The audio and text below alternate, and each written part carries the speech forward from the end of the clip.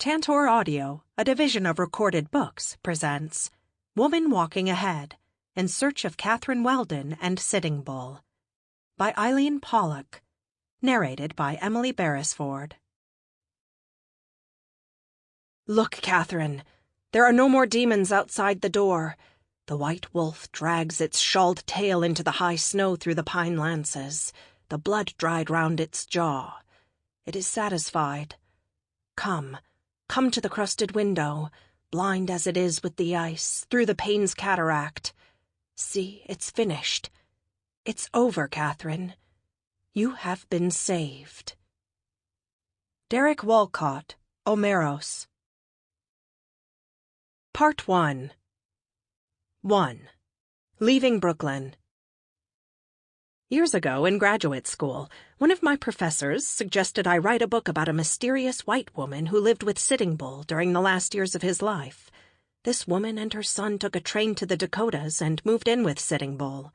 She read him stories about Napoleon, painted his portrait, and gave him advice about how to fight the government. He proposed marriage, and that upset her. She left the reservation. Her son died. No one knew what became of her after Sitting Bull was killed. My professor couldn't recall the woman's name or the book in which he found her. All he knew was that she made an authentic gesture of friendship toward someone unlike herself at a time when such gestures were rare. My professor, who is black, grew up in Savannah, Georgia, fatherless and poor, before desegregation. Unexpected gestures of friendship helped him stay alive, as his own gifts to his friends and students helped us get by. I was touched by his generosity, his faith in my ability to unearth the buried shards of this forgotten woman's story. But I was reluctant to start a project so outside my expertise. Months went by, years.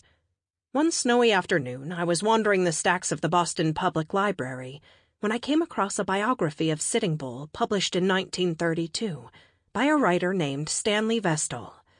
Chapter 34 was called Sitting Bull's White Squaw. Catherine Weldon was a representative of the National Indian Defense Association who had come all the way from Brooklyn, New York, to see Sitting Bull. She was a lady, well-dressed and not bad-looking.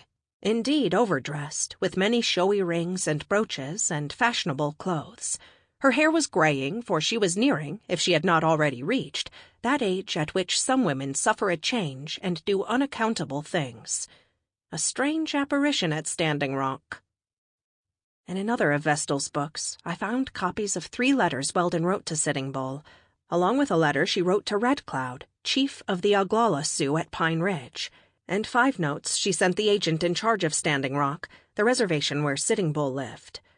Also included in Vestal's book were fragments from the journal Weldon kept at Standing Rock, and the text of a speech she delivered to Sitting Bull's warriors to convince them that their belief in an Indian messiah was misguided.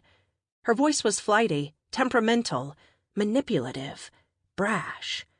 I kept rereading those few letters. They provided all anyone seemed to know about Weldon's life. As far as I could tell, she traveled out to Standing Rock in June 1889 to help Sitting Bull and his tribe withstand the government's coercion to sell great portions of their land. Sitting Bull, who was then in his 50s, lived 40 miles from the agency, at a remote site on the Grand River.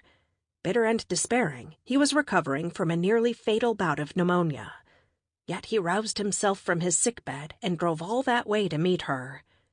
If Vestal's account is to be believed, Sitting Bull found an attractive, middle-aged widow in fashionable but ostentatious clothes that set her apart from the drab wives of the soldiers at nearby Fort Yates. Her aggressive behavior baffled him, but she treated him as a great leader, enjoyed confronting the agent on his behalf, and seemed dedicated to helping his people keep their land. And if Weldon's own version of their meeting is reliable, Sitting Bull welcomed her offer to act as his lobbyist, translator, and advisor. With the help of the small Indians' rights organization to which she belonged, she supplied him with maps and lists of fair prices for his land. So vociferously did she campaign for Sitting Bull's rights that the agent in charge of Standing Rock ordered her to leave. "She loves Sitting Bull," ran the headlines. "A New Jersey widow falls victim to Sitting Bull's charms." In Weldon's absence, a panel of commissioners from Washington held a meeting from which Sitting Bull was barred and bullied his followers into signing away their land. With the cession now law, Weldon returned to Brooklyn. But she couldn't forget Sitting Bull or the beauty of the plains. The following spring, she wrote a letter to James McLaughlin, the agent in charge of Standing Rock, begging him to be allowed to return. Strangely, he granted her request, and in May 1890, Weldon traveled back to Standing Rock. A few weeks later, she sent for her son. At first, they lived with two mixed-race women, Alma Parkin and Louise Van Solen, on the prosperous Parkin Ranch just north of the reservation. Then Weldon took Christy and moved to Sitting Bull's camp, where they lived with his two wives and their children and 200 members of their band, the Hunkpapa Sioux.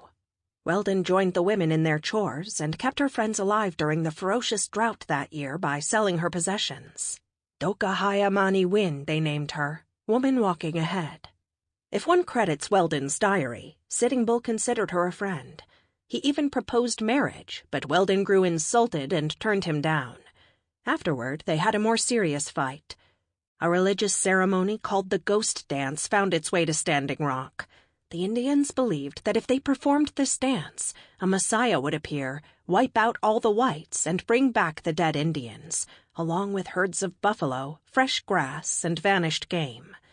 Weldon scoffed at the possibility. She told Sitting Bull that the army would use this talk as an excuse to attack the dancers and get rid of him. But Sitting Bull wouldn't listen. Angry and afraid, many of her former friends saw her as a traitor. Weldon took Christy and left the reservation. The new religion spread. The white settlers grew frantic. The government sent in troops. The Sioux Uprising of 1890 to 91 was the last significant Indian war. The aftermath included the murder of Sitting Bull, his young son Crowfoot, and 6 Hunkpapa warriors, as well as the massacre of 200 Sioux at Wounded Knee, among them 20 or 30 refugees from Sitting Bull's camp. The press held Weldon responsible. Reporters claimed that she had stirred Sitting Bull's martial ardor by providing him with gifts and throwing feasts for his people to restore his standing in their eyes. In a way, the charge was true. Although Weldon repeatedly told Sitting Bull that the Messiah would never come, she did revive his spirits when he was ill. Her gifts helped to feed his followers. Sitting Bull's resistance to breaking up the reservation into privately owned allotments kept alive the ideal that Indians should live as Indians and hold their land in common. Although Weldon on her own would have left little trace on history, by befriending Sitting Bull, she threw a much larger shadow. Sample complete. Ready to continue?